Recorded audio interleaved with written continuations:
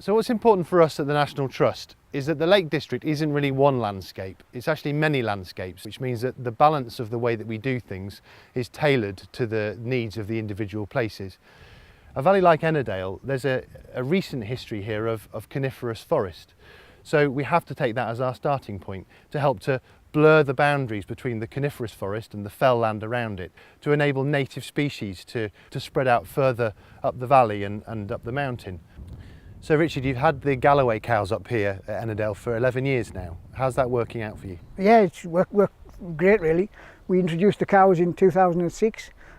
We had to choose a hardy cow that could live out 12 months of the year. They spread the seeds around this area, and you can see if you walk up onto the fell where the cows graze, there's a vast diversity of different plants, flowers. This area was just spruce and larch, whereas now it's probably 50-50, and it's all through the cows spreading the seeds, pushing the seeds in. They've really changed my way of looking at farming. So we've got the National Trust and the Forestry Commission and United Utilities working alongside Natural England. That's the Wild Ennerdale Partnership, working towards a more resilient future.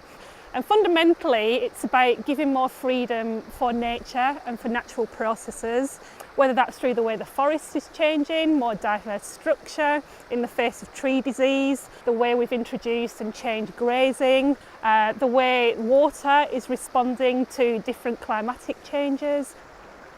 We've got a big catchment. It can respond very quickly to big flood events with the floodplain to cope with that amount of water, to dissipate its energy, deal with all the debris that's coming downstream.